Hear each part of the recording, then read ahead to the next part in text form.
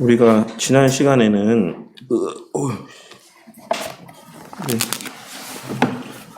시간에는 이제 교회의 권한에 대해서 우리가 함께 살펴보는 시간을 가졌습니다. 그래서 그 나누어드린 그 회의 내용들 지난 시간에 다 보셨죠?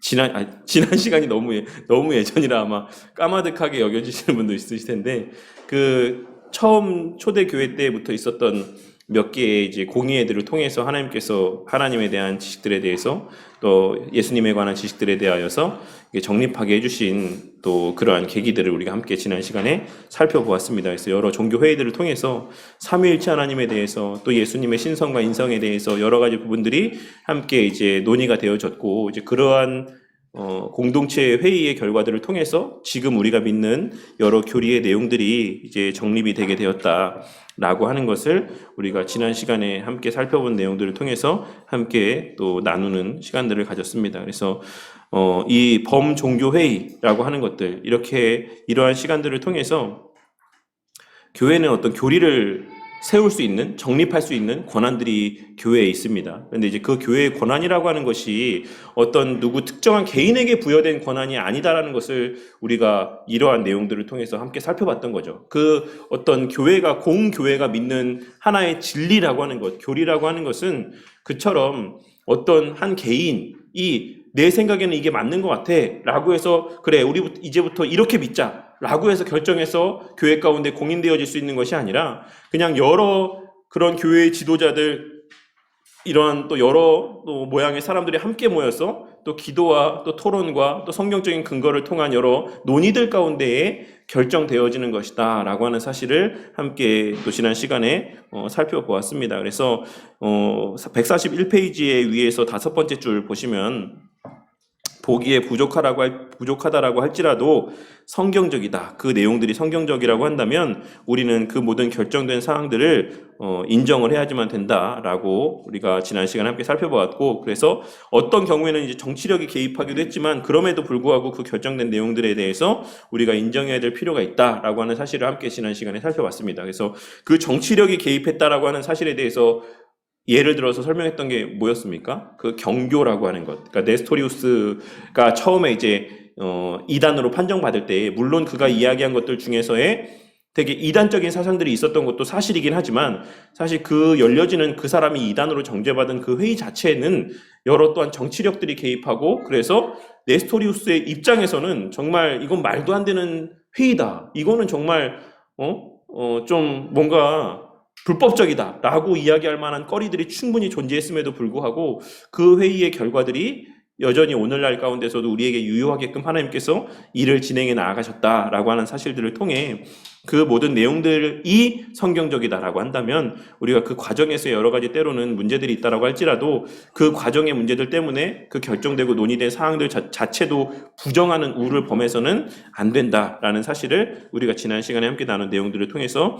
함께 살펴보았습니다. 하지만 그렇다라고 해서 그 정치력 때문에 정통신앙이 확립된 것은 아니다라고 하는 것. 그래서 그런 불법까지도 사용해 갔기 때문에 결국에는 이제 그런 교회들의 어떤 역할들을 통해서 바른 교리들이 정립된 것이다, 이렇게 그들의 행위 자체에 우리가 어떤 면죄부, 그런 것을 이렇게 정당화해 줄 수 있는 근거들을 제공해서는 안 된다라는 것이죠. 우리가 언제든지 바르게 질서 있게 또 하나님의 선하신 뜻대로 진행하기 위해서 우리가 또한 노력해야 되는 것은 맞다라고 할 수 있습니다. 악한 자들의 악행을 이기기 위해서 하나님은 또한 정치를 또한 이렇게 수단으로 사용하기도 하신다라고 하는 것이 핵심이라고 할 수가 있죠.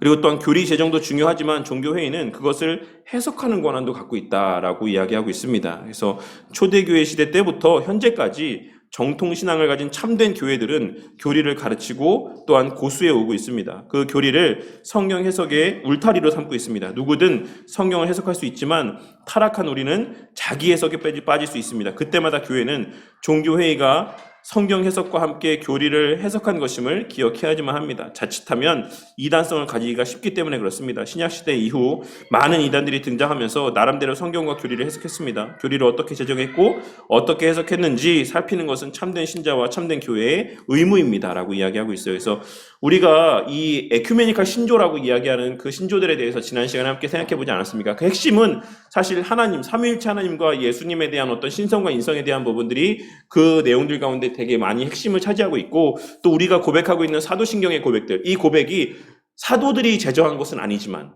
하지만 처음에 초대교회 때부터 교회 안에서의 또한 세례받기 위한 여러 가지 교육의 용도로서 사도들의 가르침들을 근간으로 해서 이렇게 계속해서 전수되고 계승되어져 왔던 내용들이 4세기경에 이제 문자적으로 체계적으로 잘 정립된 것이다라고 할 수가 있습니다. 그래서 그 내용들, 모든 내용들이 사실 큰 틀에서는 그와 같이 성부 하나님과 성자 예수님과 성령 하나님에 대한 성경적인 신앙들을 담고 있어요.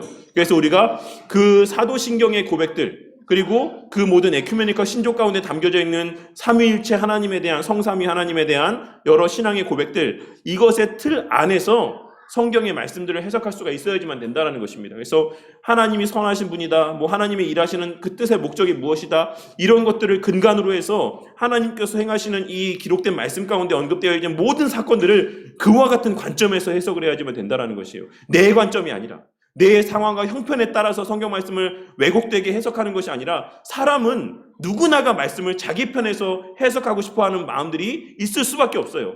그래서 오늘날 많은 사람들이 그런 우를 범하지 않습니까? 하나님 말씀을 한 절만 떼어서 자기의 삶에 적용하는 거예요. 그러니까 예를 들어서 자꾸 제가 이 얘기를 하게 돼서 좀 그런데, 연말에 뭐 말씀 뽑기 같은 걸 할 때 정말 말씀 한 구절, 되게 우리가 생각했을 때 되게 복된 말씀이라고 생각하는 것들을 이렇게 추려가지고 그 말씀들만 놓고 그 말씀만 뽑아서 그 말씀을 하나의 어떤 내 일련의 말씀으로 이렇게 마음 가운데 새기고 살아가는 모습들, 이런 것들도 전체적인 문맥에 대해 성도들이, 물론 아는 성도들도 있겠지만 어떤 일부 성도들 가운데서는 그 말씀이 어떤 문맥에서 어떤 상황 가운데 어떤 의도로 하나님께서 말씀하신 것인지도 모른 채 그냥 문자적으로 거기 쓰여있는 말씀 한 절만 놓고 그 말씀이 뜻이 되게 은혜로워 보이니까 그런 문자적인 해석에 집착하면서 한 해의 삶을 살아가는 자들이 있을 수도 있다라는 것이죠. 그러니까 이런 것들이 우리가 되게 조심해야 되는 부분이라고 할 수가 있는 거예요. 그러니까 뭐 여러 가지 그런 말씀들이 많죠. 뭐 내 시작은 뭐 미약하였으나 나중에 창대하리, 이런 말들도 사실 전체 문맥상으로 보면 우리가 그렇게 즐겨 아무렇지도 않게 사용할 수 있는 부분은 아니지만, 그래도 또 신학자들 중에는 그것을 이게 설교의 단에서의 말씀이 아닌 일상의 삶에서의 우리가 그 기도할 때 그런 문구들을 이용하는 것은 뭐 그래도 허용될 수 있는 부분이라고 이야기하시는 분들도 있습니다. 하지만 그 어떤 뉘앙스 자체가 되게 비꼬는 뉘앙스, 이런 어떤 비아냥되는 뉘앙스의 말씀이라는 것을 고려해 봤을 때 우리가 과연 그 말씀을 남의 어떤 사업장에서의 어떤 번성을 기원하면서 우리가 그런 말씀들을 사용할 수 있는가라고 하는 것은 좀 생각해 볼 문제라고 할 수가 있습니다. 그 외에도, 이런 사소한 문제들 외에도 어떤 교리적인 해석을 함에 있어서도 하나님 말씀을 정말 우리의 상황에 맞게끔, 최근에 저는 사실 JMS를 잘 몰랐지만, 정명석이라고 하는 사람 잘 몰랐지만 얼마나 이슈가 되고 있습니까? 그 사람들이 아무런 이야기를 안 할 거라고 생각하세요? 전혀 성경에 없는 엉뚱한 말들을 할 거라고 생각하십니까? 아닙니다. 그 사람들이 어디까지나 이야기할 때 다 이 하나님 말씀, 성경 말씀에 근거로 해서 자신들의 주장을 펼쳐나가는 거예요. 이단들의 성경 공부를 한번 가보신 분들이 있으면 충분히 공감하실 수 있을 거라고 생각합니다. 누구보다도 성경적이라는 표현들, 성경이라는 표현들, 이런 것들을 입에 달고 삽니다. 제가 그래서 갑자기 그 바른미디어라고 조미드 목사님이 사역하시는 매체에서 나온 거, 저 유인물을 어젠가 그젠가 잠깐 봤거든요. 저희 JMS가 있어가지고. 그래서 보니까는 요즘에는 JMS에서 그렇게 섭리라는 표현을 잘 쓴대요. 그래서 이것만 봐도 우리가 성도들 가운데 일반적으로 그냥 일반 교회 다니는 왔다 갔다만 하시는 분들 가운데 섭리라는 표현 쓰시는 분들 있습니까? 섭리라는 표현이 교회 안에서 잘 이렇게 통용되는 표현이라 생각하십니까? 아니에요. 이 섭리라는 것도 되게 신학적인 용어이지 않습니까? 교리적인 용어고. 근데 JMS가, 정명석이가 그 교회 안에서 이 섭리라는 표현을 엄청나게 쓴다라고 하더라고요. 그러니까 이 섭리라고 하는 것에 대한 정확한 성경적인 우리가 인식이 없다라고 한다면, 그렇게 섭리를 들먹이면서 성경 말씀을 인용하면서 성도들에게 이야기했을 때에 거기에 넘어갈 수가 있다는 것이죠. 우리가 그렇기에 성경 말씀을 이렇게 해석하고 했을 때에 이 교리들이, 이 사람들이 이야기하는 게 정말 이 정통 교회 안에서의 그런 범주, 논의들 가운데, 공의회들 가운데에 논의된 사항들, 역사 가운데 하나님이 개입하심으로 이 교회 가운데 내려주신, 허락하신 그 교리의 틀 안에 부합되는 말들인가라는 것을 늘 점검할 필요가 있습니다. 그래서 우리가 그 에큐메니컬 신조나 우리가 사도신경이나 또한 이렇게 뭐 사도신경, 그 다음에 주님께서 가르쳐주신 기도, 십계명, 이것을 근간으로 작성된 모든 신앙 고백서의 내용들을 알아야지만 되는 거예요. 그래야지 내가 조목조목 야, 이 말은 웨스트민스터 신앙 고백서 어디에 잘못되는 말이야, 이렇게는 말을 못해도 우리가 알고 있어야 이거 좀 이상한 것 같은데, 우리가 들었던 말씀 가운데, 우리가 배웠던 말씀들 가운데, 우리가 언급했던 이 교리적인 내용들 가운데 이거는 좀 맞지 않는 것 같은데 라고 하는 정도의 최소한의 분별력은 우리가 가질 수가 있게 되는 거예요. 그래서 그것이 좀 꺼림직할 때 우리가 그때 와서 뭐 목사에게든지 와서 이런 이야기를 주변에서 누가 하는 이야기들이 있는데 제가 듣기에 뭐가 잘못됐는지 잘 모르겠지만 뭔가가 제가 늘 들었던 말씀이나 배웠던 내용들과 좀 맞지 않는 것 같습니다 라고 우리가 그것에 대해서 좀 분별하고 우리가 조심하면서 그것을 받아들일 수가 있는 거죠. 그래서 이거는 아마 뭐 전체적인 문맥을 봤을 때 이런 뉘앙스나 이런 의도에서 이렇게 한 이야기인 것 같다라고 용인될 수 있는 부분들도 있고, 왜냐하면 목사가 설교하는 내용들 가운데서 사실 한 토막만 딱 떼어서 이야기하면 이단으로 몰릴 만한 이야기들이 설교 가운데 나올 때도 있거든요. 종종 전체 문맥을 생각하지 않고 그냥 한 절만 딱 떼어 생각해 봤을 때, 대표적으로 요새 최근에 그 누구죠? 우리 노승수 목사님도 뭐 이렇게 뭐 강의를 하거나 설교했던 내용들 가운데 전체적인 문맥은 다 빼버리고 뭐 말씀 한 문장, 한 부분 요것만 딱 떼어가지고 그 틀집 잡아가지고 이거 이단성 있다, 이거 잘못됐다 이렇게 이야기하기도 한단 말입니다. 어쨌든 우리가 그렇게 어떤 전체적인 문맥 안에서의 들었을 때 좀 걸림이 되는 분별력들을 가질 수 있고, 그래서 그것을 검증이 있는 그 영향력 있는 뭐 이렇게 검증된 목사라든지 거기에 대해서 확인해 줄 수 있는 그런 분들에게 나아가서 확인받을 수가 있다는 얘기죠. 그래서 그런 것들을 통해서 우리가 우리 자신의 신앙을 지킬 수 있다라는 사실입니다. 그래서 언제나 우리 안에 성령 하나님이 내주하심으로 말미암아서 우리가 성경을 해석할 수 있는 건 맞습니다.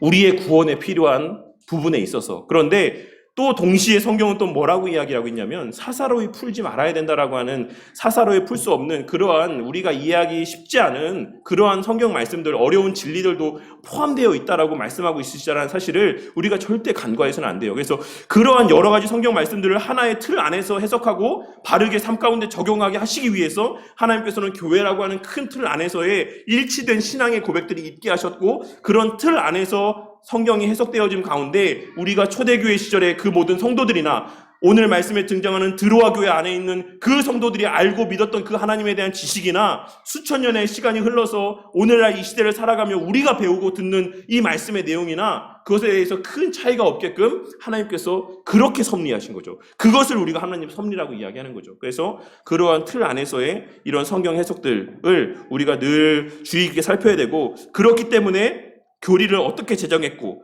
어떻게 해석했는지, 그래서 우리가 과거에 이것이 정말 신뢰할 만한 교리인지, 이것이 정말 우리가 성경 해석하는 데 있어서 적용해야 되는 그런 근거가 있는 교리인지를 우리가 살펴야 될 책임과 의무가 우리에게 있다라고 이야기하고 있는 겁니다. 그래서 이것도 하지 아니하고 하나님께서 그런 은혜들을 베풀어 주셨는데도 그것도 하지 아니하고 하나님 앞에 우리가 나중에 하나님 저는 몰랐어요, 저는 이 말씀이 이 뜻인 줄 알았어요 라고 이야기하는 것, 그거 우리의 변명거리가 되지 않는 겁니다. 하나님께서 이미 역사 가운데 이미 여러 교회들을 통해서 우리 믿음의 선배들을 통해서 우리가 그렇게 성경을 바르게 해석할 수 있는 여러 가지 틀과 제도적인 장치들과 그 어떤 은혜의 방편들을 허락해 주셨다라는 것이에요. 그것을 교회를 통해서 우리 가운데 주셨다라고 말씀하고 있는 것입니다. 그것이 교회의 권세 가운데 하나죠. 그렇지만 그것이 아주 무한하지 않다. 성경은 언제까지 어디까지나 통일성을 되게 중시합니다. 그래서 우리가 성경 말씀, 66권의 성경 말씀을 정경으로 제정하는 데 있어서 그거 누가 정했습니까? 교회가 정했잖아요.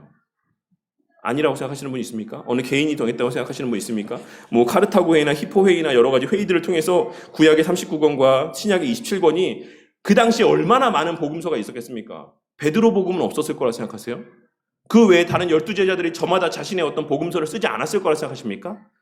다 저마다 쓴 복음서들이 있고 남겨놓은 예수님에 대한 증언의 기록들이 다 있었어요. 그렇지만 그 모든 것들을 성경 구약에서부터 모든 것들을 통일성을 갖고 여러 가지 철저한 어떤 기준과 절차들에 의해서 이것만 우리가 정경으로 하자, 이것만 하나님의 말씀으로 인정하자라고 하나님의 간섭 가운데 섭리 가운데 66권의 성경이 결정이 된 거죠. 근데 그 결정되는 데 있어서 결정적인 역할들을 감당한 것들이 바로 통일성입니다.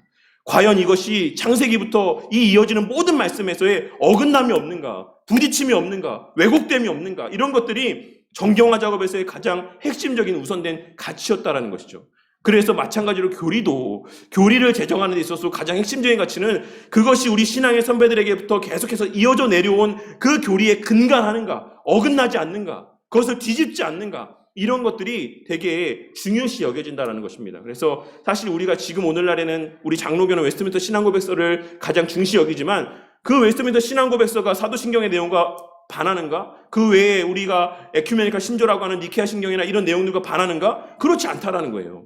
거기과의 통일성 아래에서 그것을 좀 더 체계화하고 구체화하고 좀 더 풍성하게 풀어서 설명하고 미처 거기에 담지 않았던 내용들을 그러한 결론들과의 연장선상에서 해석해서 이렇게 쭉 내어놓은 그 결과물, 산물들이 우리가 믿고 있는, 신뢰하는 웨스트민스터 신앙 고백서인 것입니다. 그래서 어쨌든 교리가 어떻게 제정되었는지, 어떻게 해석되어 왔는지, 그래서 우리가 과거에 우리 믿음의 선배들이 성경 해석했던 내용들과 또 설교되었던 내용들과 가르쳤던 내용들을 계속해서 살펴보는 것은 그러한 측면에서 중요하다. 그래서 오늘날 아무리 뭐 집회 현장에서 금가루가 떨어져 내리고 막 저는 사람이 다리가 막 멀쩡해져서 일어나고 그런 놀라운 이적들이 그 가운데서 내 눈에 보여진다라고 할지라도, 내 손이 지금 낫는다 할지라도 그 사람의 입에서 나오는 말들이 초대교회 때부터 우리 믿음의 선배들 때부터 계속해서 나온 교회 정통의 가르침과 맞지 않다라고 한다면 그거는 사실 아무 의미가 없는 일들인 거예요.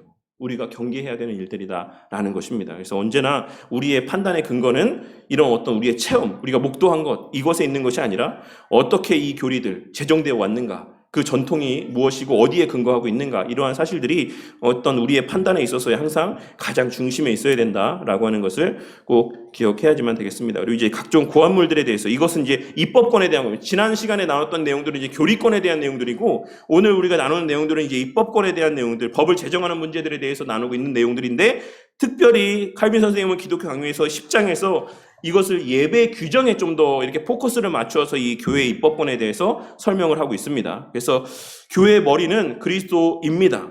교회가 이 진리를 망각하면 안 됩니다. 어떤 지도자라도 자신이 그리스도의 대리자라든지 그분의 뜻을 이행하는 자라고 만용을 부리면 자만에 빠져서 많은 사람들을 타락의 길로 인도하게 될 것입니다. 지도자는 단지 하나의 하나님의 도구일 뿐입니다. 라고 하는 사실을 우리가 꼭 명심하고 살아야지만 되겠습니다. 자신이 하나님의 권능을 사용하는 자라고 자처한다라고 한다면 그는 이미 로마 카톨릭 교회의 교황이나 마찬가지라고 할 수가 있습니다. 그래서 로마 교황은 뭐라고 이야기를 합니까? 자신이 그 하나님의 천국 열쇠, 예수님께서 부여하신 천국 열쇠를 쥐고 있는 자라고 이야기하지 않습니까? 그래서 자신의 말, 자신이 내뱉은 칙령들, 자기가 정한 그 법칙들이 하나님 말씀과 동일한 권위를 갖는다라고 이야기를 합니다. 그런 면을 봐서도 우리가 얼마나 로마 교황이 행하고 있는 일들이 성경적이지 못한지를 확인할 수가 있는 것입니다. 바리새파는 율법을 잘 지키기 위해서 율법 해설서를 만들어서 그것을 율법보다도 더 중요하게 여겼습니다.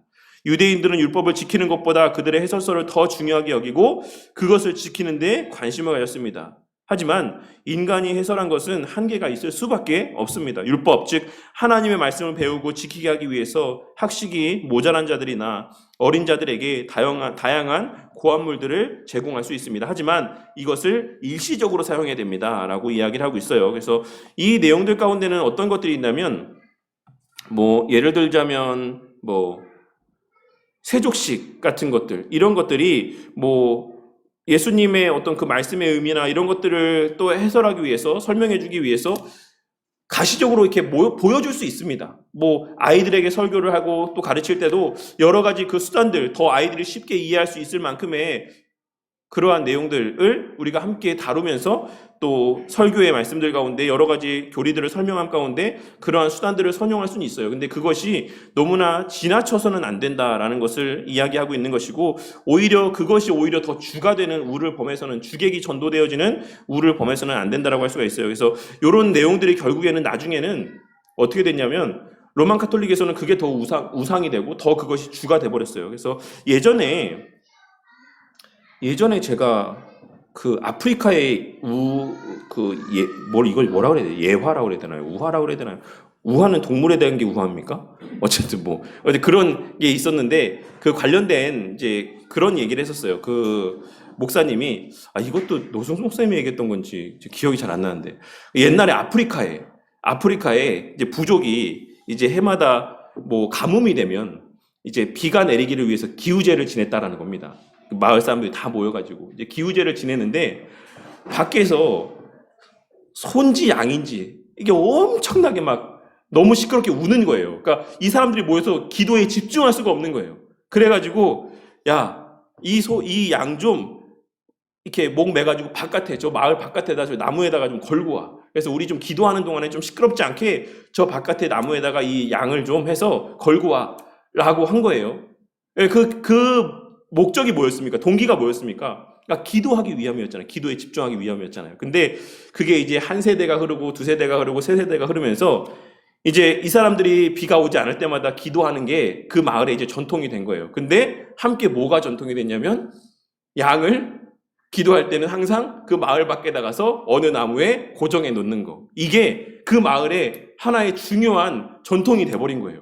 근데 이제 나중 되니까 또 어떤 문제가 생겼냐면 이 나무를 어떤 나무에 메워야 되고 어떤 방식으로 메워야 되고 언제부터 메워야 되고 언제 이 양을 풀어야 되고 이런 것들을 세세하게 계속해서 이야기를 하다가 나중에는 이제 그게 이 모든 이 기우제를 지내는 데에서의 되게 하나의 큰 핵심이 돼버린 거예요. 그러니까 이들은 도대체 처음부터 이 양을 바깥에 메어놓은 게 뭐 때문이었는지에 대해서 것은 잊어버리고 이제 그 형식에 메어버리게 되었다라는 것이죠. 근데 로만 카톨릭에서의 여러 가지 고안된 이런 제도들, 예배 또 미사 가운데 형식들, 이 모든 것들이 저는 잘 모르겠습니다. 처음부터 되게 미신적이고 이렇게 그 모든 것들이 처음부터 초창기부터 그런 우상 형배의 형식으로서 또 이렇게 만들어졌는지는 모르겠지만 오늘날에 있어서의 예배드리는데 미사에서의 여러 가지 그 고안물들, 로만 카톨릭이 중시 여기는 그 많은 고안물들은 이와 같은 모습과 사실 근본적으로는 같은 맥락이라고 할 수가 있다는 것이에요.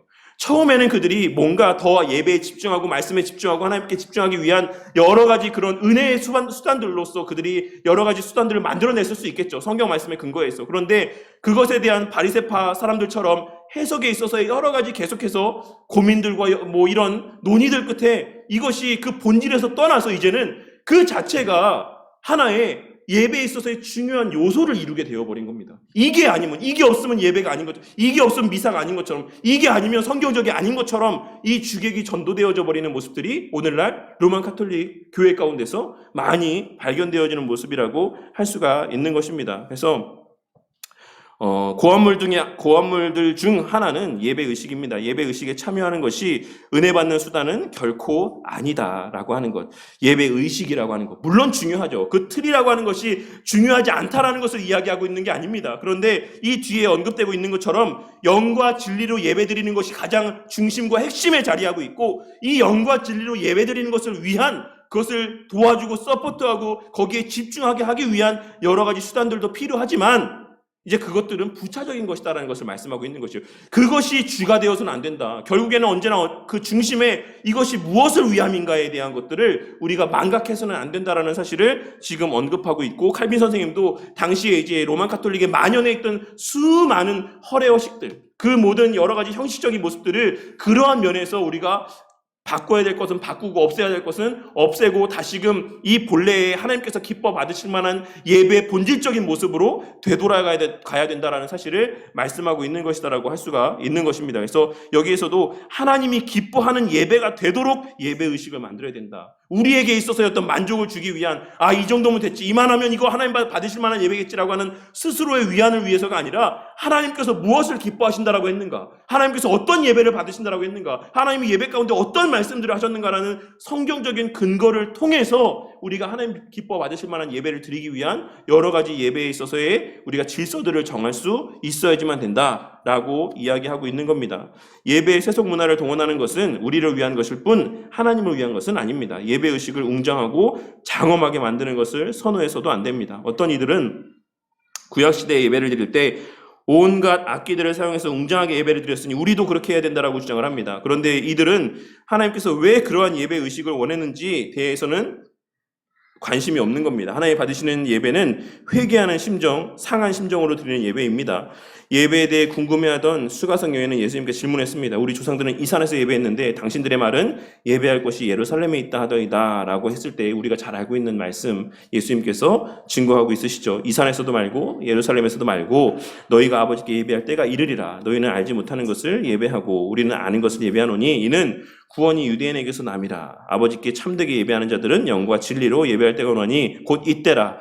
아버지께서는 자기에게 이렇게 예배하는 자들을 찾으시느니라. 하나님은 영이시니 예배하는 자가 영과 진리로 예배할지니라 라고 말씀하셨고, 이제 신약시대에 성령 하나님의 거하시는 우리가 성전이다. 너희들이 과거에는 성전에 매여서 예배를 드렸다라고 한다면 이제는 그 성전이 바로 너희들이다라고 말씀하셨죠.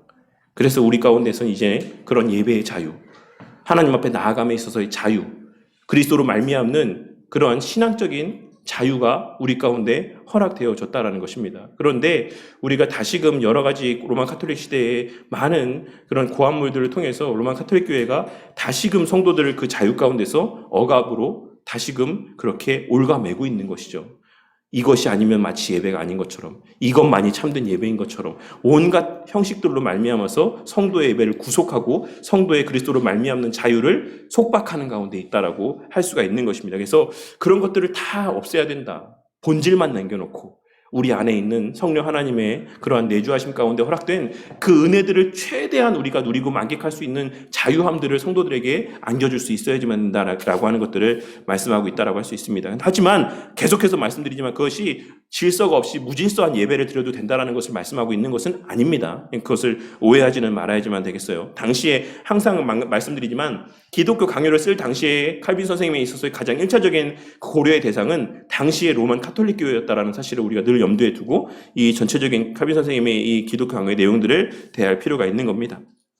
그래서 인간적인 고한물들로 예배 의식을 장식해서는 안 됩니다. 하나님은 영이시기 때문에 그러한 고한물들로 하나님을 기쁘시게 할 수는 없습니다. 예배 드리는 자는 영과 진리로 드려야지만 됩니다. 여기서 예배는 예배 드리는 자가 하나님의 왕 되심을 인정하고 자신의 종됨을 인정하는 것을 의미합니다.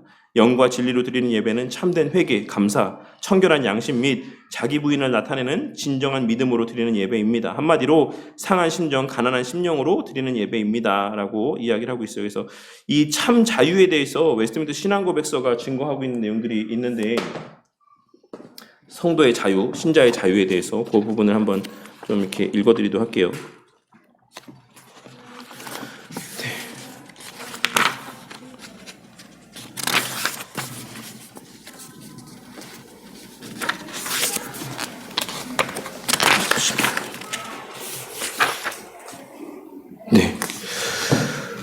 웨스트민스터 신앙고백서 20장 2항과 3항에 있는 내용들 제가 한번 그 내용을 읽어드릴 테니까 한번 천천히 잘 들으시면서 생각해 보시기 바랍니다.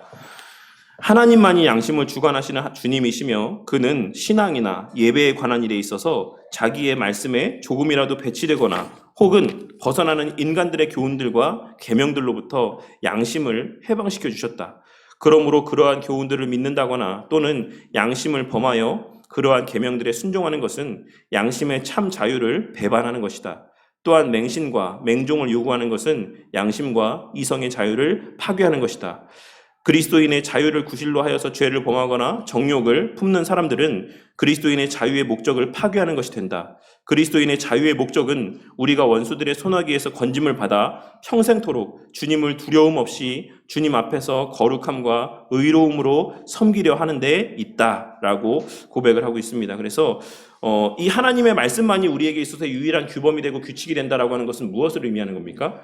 십계명을 말씀하고 있는 거예요. 하나님의 영원한 규례의 말씀으로 주신 십계명의 말씀에 근간해서 성도 각자가 그 각자의 그 모든 신앙의 양심에 따라 행동하고 예배에 있어서 또한 그 예배를 드릴 수 있는 있음에 있어서의 자유함들이 있다라고 말씀하고 있습니다. 그래서 우리가 예배에 있어서의 그 예배를 우리가 다른 것은 다 헌법적 규칙이라고 이야기를 하고 있는데 예배에 있어서는 우리가 헌법에서 뭐라고 규정하고 있냐면 예배 모범이라고 규정을 하고 있어요. 그것이 법이 아니에요.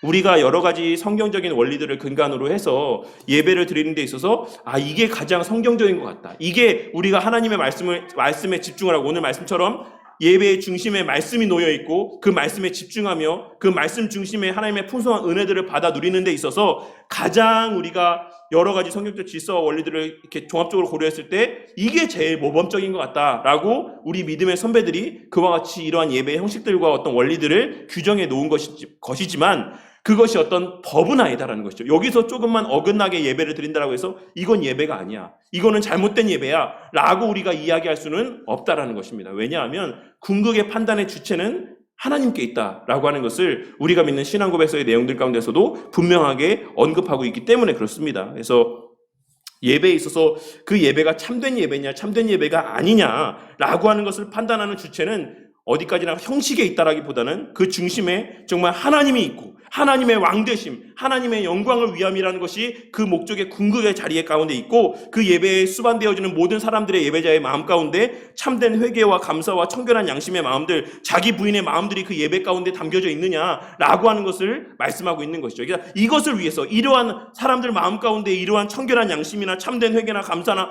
이러한 것들이 가장 잘 담겨지게 하기 위한 숙고함 가운데, 고려함 가운데, 의논 가운데 예배 모범들이 작성이 되었다라고 보시면 돼요. 그래서 앞서 말씀드린 것처럼 아프리카에서의 그 어떤 기우제를 지낼 때의 모습처럼 우리가 우리 믿음의 선배들이 왜 이렇게 예배 형식들을 정했을까?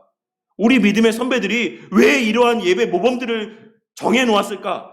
라고 하는 근본에 대해서 생각하지 못하면 우리는 그 아프리카 족속에서의 그 기우제를 지냈던 사람들처럼 이 예배 형식을 그러면 어떻게 하는 것이 맞을까라고 하는 이 세제적인 어떤 규칙에 얽매여서 정작 그 예배의 본질에 담겨져야 되는 이 참된 회개나 감사나 청결한 양심이나 하나님 중심에 함께 영광 돌림이나 함께 감사함이나 이 구원의 은혜나 예수 그리스도의 십자가 대속의 은혜에 대한 인지와 자각이나 이런 것이 사라져버리는 거예요. 그것이 바로 오늘날 로마 카톨릭 교회의 모습인 것이고 오늘날 또 수많은 여러 대형 교회 안에서의 벌어지고 있는 행하여지고 있는 예배의 모습인 겁니다.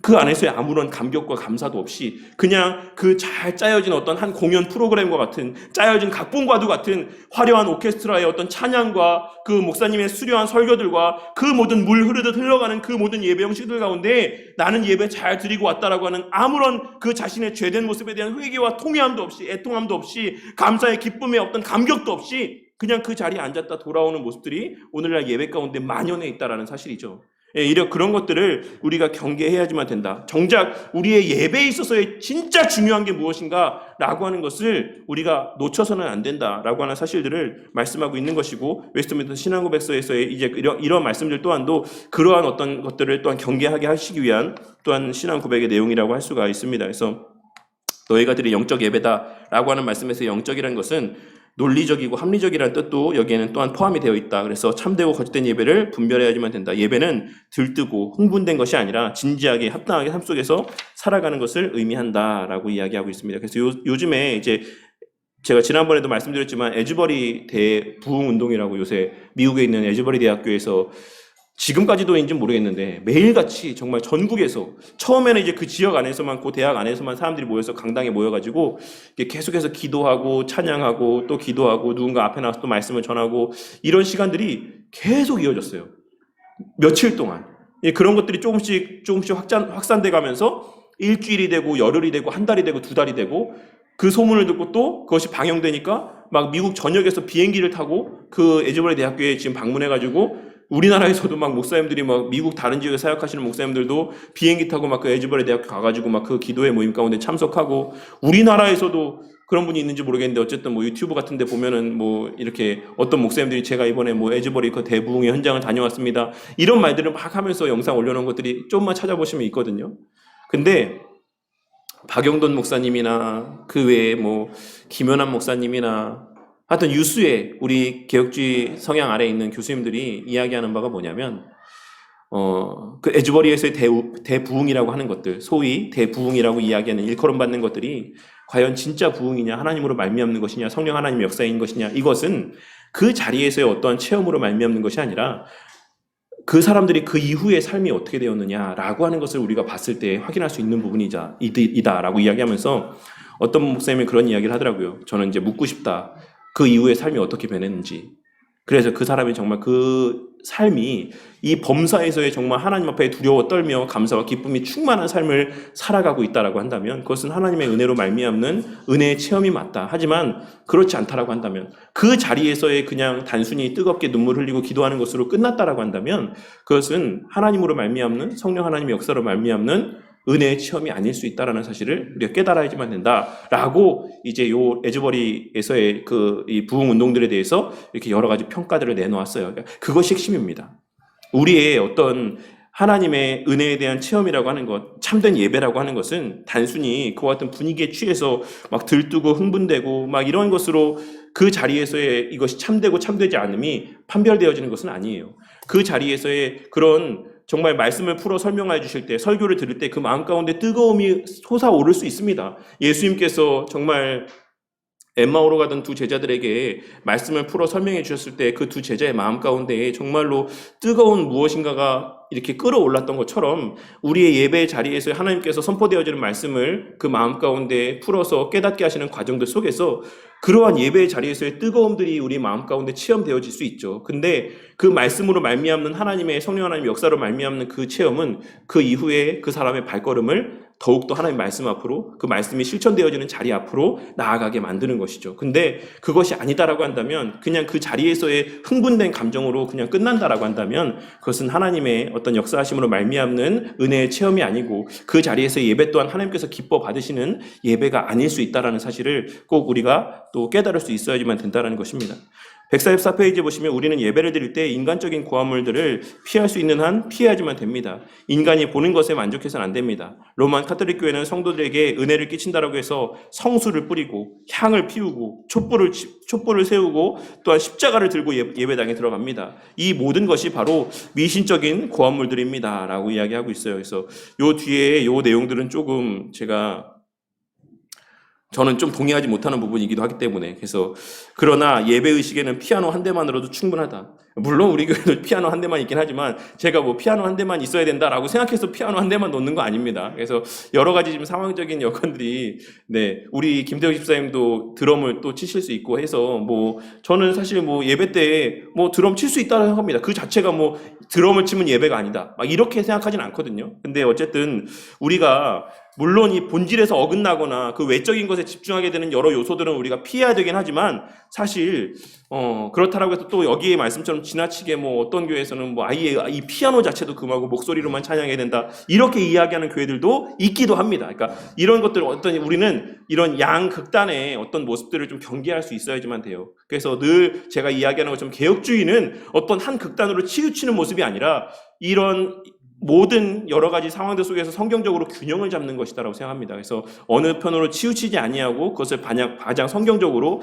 은혜 가운데 선용할 수 있는 것, 그러한 안목들을 제시해 주는 것이 성경주의적인 개혁주의적인 성경 해석이고 또한 가르침이라고 저는 생각을 합니다. 그래서 어쨌든 로마 카톨릭 교회에서는 뭐 성수도 있고 향도 피우고 보셨죠? 뭐 누구 하나 죽으면은 막 거기에 그 있지 않습니까? 이렇게 막 동그랗게 향 피우는 안에 향 피우고 막 그래서 딸랑딸랑 하면서 막 못 보셨어요? 그 가장 최근에 죽은 사람이 교황 아닌가요? 교황이 언제 죽었죠? 교황이 최근에 한 명 죽지 않았나요? 예전 교황 살아있나요? 저만 관심이 있는 거죠. 어쨌든 유명한 누군가 죽었는데 엄청났죠. 뭐 사람들 막 엄청 그 성당에 모여가지고 막 이제 뭐 이렇게 사제들이 이제 하면서 막 그 향 피우면서 막 다니고 그리고 혹시 장례식장에서 로만 카톨릭 장례 본 적 있으십니까? 본 적 있으신 분 있으세요? 그 주문 외우듯이 막 하는 거, 연불 외우듯이 하는 거? 그런 것들을 보면 그런 것들이 그들에게 있어서는 다 형식이에요. 그렇게 해야지만 그것이 참된 장례가 된다라고 예배가 된다라고 생각을 합니다. 저는 처음에 장례식장 갔을 때 정말 되게 충격이었어요. 그래서 저는 절에서 나온 줄 알았어요. 되게 진짜 연불 외듯이 하고 그래서 뭐 절에서 왔나 보다 하고 나가면서 보는데 천주교더라고요. 근데 그런 식으로 어떤 형식들, 틀에 매여서 행하는 모습들, 그러니까 그런 어떤 성도라는 표현이 어떨지 모르겠지만 어쨌든 그 교인들이 그런 교회에서의 새롭게 고안해낸 고안물들 가운데 매여가지고 그게 아니면 안 된다라고 하는 인식 가운데 그 자유를 빼앗긴 채 그 굴레 가운데 살아가고 있는 모습들을 우리가 보게 되는 것입니다. 그래서 로만 카톨릭뿐만 아니라 유대교회에도 얼마나 많은 그런 형식들이 있었습니까? 그런데 그것이 모양만 달리해서 하나님께서 그리스도로 말미암아 참 자유를 그리스도의 교회에 허락해 주셨음에도 불구하고 그 그리스도의 열쇠를 쥐고 있다라고 외치는 로만 카톨릭 교회가 오히려 다시금 유대교회의 그와 같은 형식주의 가운데 다시금 회귀하는 모습들을 우리가 발견할 수가 있다라는 것입니다. 너무 여기에 이제 이사야 선지자의 어떤 경고의 말씀들은 한번 좀 보시면 될 것 같아요. 선지자 미가의 경고 또한도 마찬가지고, 성도의 예배는 하나님의 말씀을 듣고 배우고 행하는 데 있습니다. 이것이 성도의 참 자유예요. 그래서 우리가 성도에게 허락하신 하나님의 자유의 어떤 의미가 무엇인가라고 하는 것에 대해서 좀 바르게 깨달을 필요가 있습니다. 그래서 요 웨스트민스터 신앙고백서에 앞서 했던 내용들 가운데서 말씀을 드리자면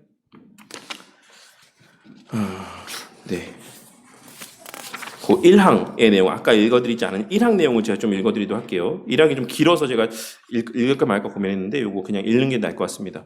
웨스트민스터 신앙고백서 20장 1항에 보시면 이런 내용들이 기록이 되어 있습니다. 그리스도께서 복음시대의 신자들을 위해서 값주고 사신 자유는 죄책과 하나님의 정죄하시는 진노와 도덕법의 저주로부터 해방되는 것이다. 그리고 현재 이 악한 세상, 사탄의 굴레와 죄의 지배로부터 신자들이 벗어나는 것과 환난의 고통과 죽음의 독침과 무덤의 위세와 영원한 저주로부터 자유케 되는 것이다. 또한 하나님께 신자들이 자유롭게 나아가는 것과 노예적인 공포심에서가 아니라 어린애와 같은 사랑과 자원하는 마음에서 하나님께 순종하는 것 등이다. 이상의 모든 것은 율법 시대의 신자들에게도 있었던 것이다. 그러나 신약 시대에는 그리스도인의 자유가 더욱 확대되어 유대 교회가 복종하였던 의식법의 멍에로부터 해방되었고 더욱 담대하게 은혜의 보좌에로 나아갈 수 있게 되었으며 하나님의 영과의 교통을 율법 시대의 신자들이 통상적으로 누렸던 것보다 훨씬 더 충만하게 누리게 되었다라고 이야기하고 있어요. 그래서 이제 유대교회에 복종했던 의식법의 멍에로부터 우리가 해방되었다라고 고백을 하고 있어요. 근데 오히려 오늘날의 또 일부 개혁교회 안에서는 그 자유함이라고 하는 것을 또한 너무 어떤 질서라고 하는 틀 안에 좀 이렇게 속박하는 모습을 보게 될 때도 있어요. 그러니까 그 마음의 중심은 충분히 이해합니다. 하지만 그것으로 말미암아서 정말로 좀 뭐랄까요? 성도의 참 자유가 좀 제한되는 것을 보게 될 때가 있는데 그것은 좀 안타까운 일들이라고 생각합니다. 어쨌든 그래서 여기서 말씀하고 있는 것처럼 예전을 아주 무시하자는 건 아니다. 예전을 아예 무시하자는 말이 아니라 진심 어린 예배 의식을 우리가 갖춰야지만 된다. 형식에 얽매이는 것이 아니라 형식을 통해서 우리의 예배의 정당성을 부여받으려고 하는 것이 아니라 그 안에서의 여러 예배 형식들이 갖고 있는 의미들을 부지런히 살피고 그로 말미암아서 우리 신앙의 선배들이 제정했던 원리대로 그 예배에 담겨 있는 충만한 기쁨과 자유, 은혜들을 만끽할 수 있어야지만 된다라는 것을 이야기하고 있는 것이라 할 수 있습니다. 그리고 이제 이 문병호 교수님께서 이 내용들에 대해서 언급하신 부분들이 있거든요. 근데 그 내용들을 좀 이렇게 읽어드리도록 할게요. 사문에 대해서 그 교회법에 대해서 이제 교회법이 물론 이 기독교 강요에서는 뭐 예배 형식에 좀 초점이 막 포커스가 맞춰져 있긴 하지만 어쨌든 그래서 그 내용들에 대해서 설명하고 있는 문병호 교수님의 글을 좀 읽어드리도록 하겠습니다. 교회법의 목적은 그러니까 교회가 법을 정한 이 교회법의 제정의 목적은 모든 것을 품위 있게 하고 질서 있게 하라라고 하신 말씀에 따라서 교회가 사랑과 진리의 연합체를 이루는 데 있다.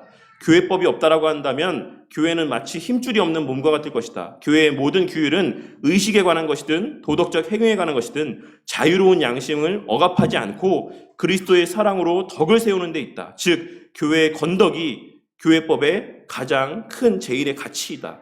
교회법은 지체들을 머리이신 그리스도께로 자라게 할 때에만 올바르다라고 이야기하며 칼빈 선생님의 기독교의 4권 10장 27절에서 32절까지의 말씀을 이렇게 요약을 하고 있어요. 그래서 우리가 개혁교회의 질서, 예배 형식 이런 것들 중요하죠. 중요합니다. 하지만 우리가 지나치게 어떤 그런 형식에 얽매여서 이런 형식의 틀 가운데 있지 않은 교회들을 바라보며 저 교회는 잘못된 교회야 라고 쉽게 단정 짓는 것, 저 예배는 정말 참된 예배는 바람직한 예배가 아니야 라고 이야기하는 것을 우리가 주의할 수 있어야지만 돼요. 제가 늘 말씀드리지만 예배의 형식이라고 하는 것은 모범입니다. 그래서 우리가 얼마든지 예배의 형식들을 또한 바꿀 수 있어요.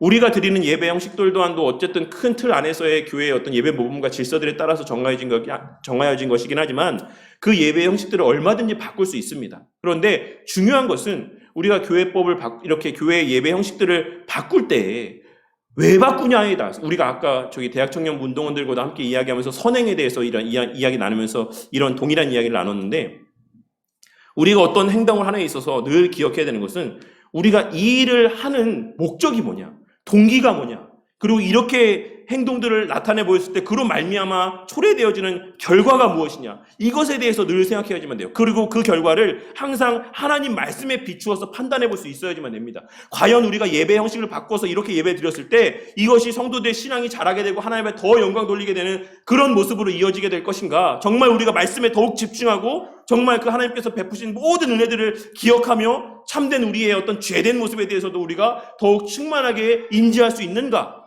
라고 하는 것에 대해서 고려함이 있고 그것이 성경적인 위배가 없다라고 한다면 우리는 얼마든지 예배 형식을 바꿔서 자유로운 더 나은 더 이렇게 바람직한 성경적인 근거에 따른 예배 형식으로 예배를 드릴 수 있습니다. 하지만 제가 오늘날에 그 최근에 여러 가지 열린 예배라든지 많은 다른 예배 형식들을 부정적으로 인식하는 이유는 그 예배의 목적이 하나님께 있지 않기 때문에 그래요. 그와 같이 예배 형식이 바뀌어지는 데의 그 동기가 하나님을 더욱더 사랑하고 하나님을 더 영광스럽게 하고 그로 말미암는 자신의 죄됨을 인지하고 자학하고 이런 기본적인 예배 요소에 집중케 하는 데 있지 않기 때문에 그렇습니다. 말씀에 더 집중하게 하는 그 목적에 있지 않기 때문에 그래요. 어떻게 하면 사람들이 더 흥미있게 그 예배 가운데 모여들 수 있을까? 어떻게 하면 더 사람들의 요구를, 그 니즈를 충족시켜 줄 수 있을까?